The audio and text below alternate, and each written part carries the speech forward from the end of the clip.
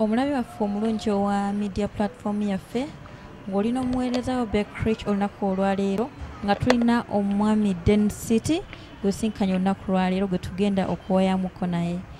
Tusanyusa okulaba mwami Density. Nkulaba oyambadde overall ya People Power abasinga obungi ekyo batyo kikola gwe ojjawa obuvumu n'amaanyi okwambala People Power wenna. Kikola kuba nti njagala era nga nkwesa eddembe lyange erimpeebwa mu ssemateeka ate nga ssemateeka yayonooneka owa Uganda naye nze nkwesa eddembe lyange okwambala kyenjagadde era okukola ekyo kyenjagadde kuba eddembe lyange limpeebwa. Mwami Density olabika nga akyali omwana omuto oba omuvubuka. Ojjawa interest joining politics oba joining People Power? Kusookera ddala kansooka okweyanjula amanya n'eddoboozi nze Density owa Kabi Bobby Die-Hard freedom fighter flag raiser People Power. Muyinza okwebuuza lwaki Density afuna obuvumu oba amaanyi agaanika flag eno. Sisasulwa mu kwanika flag eno era si kinyumo naye wabula nnaku oba obulumi nga bwempitamu oba bannansi bannange bannayuganda bannange bwe bazze bayitamu ebbanga lyonna. Flag eno ogiwanika erina akabonero keeraga. Akabonero ako keeraga keko obununuzi bw'eggwanga Uganda. Yensonga ki mundaba nga mpanika flag eno. Mwami Density, enfunda eziwerako amawulire gafuluma oba ebikuwandiikibwako buli kaseera baba bakusiba buli obeera Bobi Wine tobulawo. Twawulira nako nti waliwo wayuza ekifaananyi ky'omukulembeze w'eggwanga. Endowooza ey'okuyuza ekifaananyi ekyo wagijjawa era ki ekyakusikiriza okukola ekikolwa ekifaananganako bwe kityo?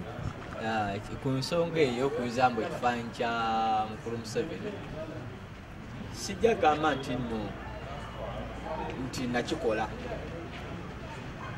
Weewaawo bagamba nti nno nakikola bwe balowooza nti nakikola naye abaakikola bayinza okuba baakikola olw'obusungu era nga balina ensonga ki baakikola era ne basalawo bakiteeke ku Density mbu yayuza ekifaananyi kya mukulu Museveni olw'okuba nti abantu baba balina ebintu byabwe bibanyiga ku mutima, abantu baba balina ebintu bingi nnyo ebijja bibanyiga ng'ate baagala n'enkyukakyuka. So oli bw'asanga ogupande gw'omuntu nga bamutimbye ate nga ye muntu omu atulugunya bannayuganda yatulugunya ensi, omuntu asobola ssanyuka. Goyinza osanyukira ekipande ky'omuntu nga olaba atta eggwanga limalawo kyokka akitadde wali eri mu ssanyu wadde sinze yakikola naye abantu bakikola olw'okuba nti nno balina ennaku ku mutima gwabwe. Kakati mwami Density, bantu bangi bazze balekulira ekisinde kya People Power nga of recent mwembuli Noyegu ne Ashback Kato.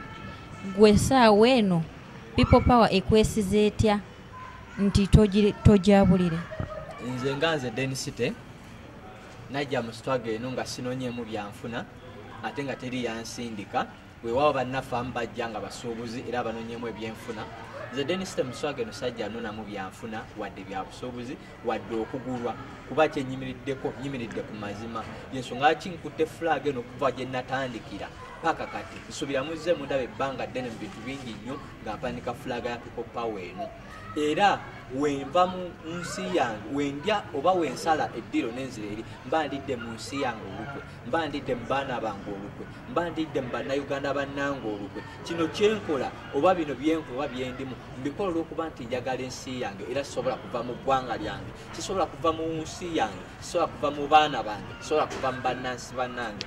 Batulugunyiziddwa ebbanga ddene, babunyaabuzaniziddwa ennyo ebbanga ddene. So Density tesobola kuva mu People Power oba sobola kuva mu bannansi bannange olw'okuba nti nno ssente oba nti emmotoka oba ente ebyo sisobola kikola era tekigenda vaawo. Ebirungi biri mu maaso gye tugenda nga tumazeeko akalulu kaneeno. We tumala akaluka 221 nsuubira Density ejja kuba bulungi n'okusinga ente ze baagabidde bali n'okusinga smart mmotoka z'empuli oba ssente. Ebyo tebineemazaamu. Kakati mwami Density, wagenze mu speech yo n'ogamba nti mumenya amateeka lwa nsonga nti gavumenti eba tefuddeeyo ku bageto yuto oba mu abantu ababeera mu geto. Nga mwami Kato Ashback yagamba nti ye bwe yateekayo omulanga gwe People Power teyavaayo kumuyamba oba kubayamba, naye ate mwami Balamu n'avaayo n'akola ki? N'abayamba n'abawa emmere. emmere y'omwami Kato gye baamuwa teyagigaba mu ghetto yagitwalawa? Oyo omwami Kato yali endowooza yenga ye era bwe butyo obwongo bwe butyo bwamulowoozesa oba okukola ekyo, naye nga nze Denisite weewaawo wadde mu byenjogedde nti ba ghetto youth tebafiiriddwako ddala mu byendya, mu byobulamu, mu byokusoma, bintu bingi nnyo. Ate tekinneetaagisa kuli ate mu ba ghetto youth lukwe ate nze ngende nekkusenzekka mbanga ate kyemba nnwanirira akivuddeko, mbanga ate nange afuuse dictator era Kato mulabanga dictator, nze mulabanga dictator kubanga obanga ovudde olwanirire banno ate gwe n'ogenda ne weerwanira wekka n'obokkusa tekyandibadde kibi kubanga nti yayogera nti abantu bakoze eki beetaaga emmere, tekyandibadde kibi naye ate pipopa ebadde mubeezaawo ebadde emuwa nsubira byonna byafunye ne byatuuseeko pipopa yebadde ekolaki ebimuwa era yemutuusizaawo era President waffe Bobi Wine yamutuusizza naawo kyekimu nange Denisite wano wondaba pipopa yentuusizza wonna wondaba era amaanyi g'abantu era President wange yantuusizza nowoolaba Mugabi President waffe Mugabi kubanze nze byonna nze kyenyinza okugamba Mugabi kubanze Denisite tewayi kyenjula tewayi kyesifuna buli kimu nkifuna nga wenkolaki bwenkyagala Mugabi era ababagamba nti Mugabi baba banoonya byabwe era n'emmere emabegako mbadde ngabo omuwunga mbadde era nkola mobilization bantu baffe aba People Power ba supporters ne batuyamba era nga bakikola ku lw'omutima gwa People Power oba ku lw'eggwanga Uganda ate nga bakikola ku lwa Kyagulanyi tisinga sijje Denisite saalifunye eyo mmere gye mbadde ngaba era nga gabadde maanyi ga President waffe Kyagulanyi okufuna emmere gye mbadde ngaba mu bantu kuba nagaba doza half and a quarter ton eyakawunga gye nagaba mu bantu ate nengaba ne ku ssente nkalu naye nga ziva mu bantu baffe abalumirirwa eggwanga abalumirirwa bannaffe so abaga nti Bobby Mugabi pozi nga banoona byanfuna. Nga tumaliza ne Denisite omulabi waffe omulundi yandyagadde okumanya lwaki among all the people in People Power lwaki Denisite okubeera nga yakutte bendera ya People Power? Kino eno tekiri kugamba nti noba nti banjiwako buyimafuta ti Denisite kwata fulaga kino neetuma bwetuminga nze Denisite nga ndaba lyettofa eryensobola okwongera ku struggle eno oba ku nkyukakyuka eno okununula eggwanga lyaffe. Nalaba nga enkwata fulaga nti kajja kuba akabonero ak'amaanyi oba ejja kuba sayini eri abantu bonna abaagala enkyukakyuka gye balabirako okuba nga batwegattako okununula eggwanga lyaffe. Naawe ali eyo osobola okukwata fulaga eno si ya Denisite yekka newankubadde saa ya leero ti nze agikutte era adde nakakasibwa nti nno Denisite fulaga raiser naye naawe osobola okukola ki okukwata fulaga gy'oli wadde saa ya leero nze fulaga raiser People Power naye naawe osobola obeera fulaga raiser People Power Kamuli Masaka Kamwenge ewa wadde nze ndi wa Uganda yonna naye naawe osobola gikwata yonna gy'oyagalidde naawe n'osinga ne Denisite gwosobola kikuba n'oba international n'osinga Denisite osobola gikwata n'ogiwanika n'osinga Denisite n'osala ensalo nga gwe fulaga raiser wa Uganda wa mawanga w'eggwanga waki so kiba kuba nti no olina omutima kati nze nkozesa mutima okuba nga nasalawo okukwata fulaga eno. Bubaka kiba omulabi waffe omulungi ng'otusiibula?